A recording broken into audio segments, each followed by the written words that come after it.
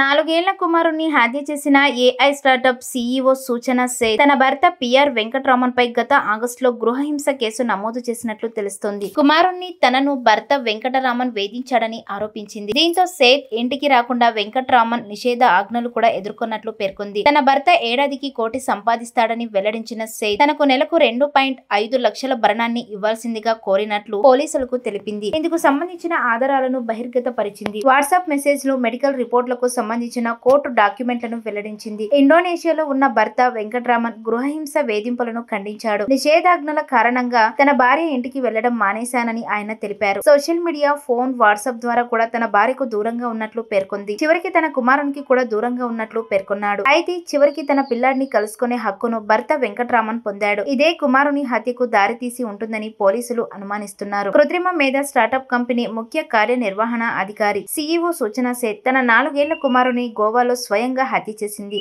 కిరాతకంగా పసిబిడ్డ ప్రాణాలను బలి తీసుకున్న విషయం తెలిసిందే. మృతదేహాన్ని మాయం చేసేందుకు ప్రయత్నించి చివరకు పోలీసులకు దొరికిపోయింది. కన్నబిడ్డ శవాన్ని బ్యాగులో కుక్కి టాక్సీలో పొరుగు రాష్ట్రం కర్ణాటకకు చేరుకుంది. చిత్రదుర్గలో ఆమెను అరెస్ట్ చేసినట్లు గోవా పోలీసులు తెలిపారు. పశ్చిమ బెంగాల్ కు చెందిన సూచన సేథ్ 2010లో కేరళకు చెందిన వ్యక్తిని పెళ్లి చేసుకుంది. 9 ఏళ్ల తర్వాత కుమారుడు జన్మించాడు. ఆ తర్వాత భార్యాభర్తల మధ్య గొడవలు మొదలయ్యాయి. 2020లో దంపతులు ఇద్దరు కోర్టు నుంచి అనుమతి తీసుకుని దూరంగా ఉంటున్నారు. ప్రతి ఆదివారం కుమారునితో కాసేపు తండ్రి గడిపేవాడు. ఇది ఏమాత్రం ఇష్టం లేని కసాయి తల్లి కొడుకును చంపేయాలని, తద్వారా భర్తపై ప్రతీకారం తీర్చుకోవాలని నిర్ణయించినట్లు తెలుస్తోంది.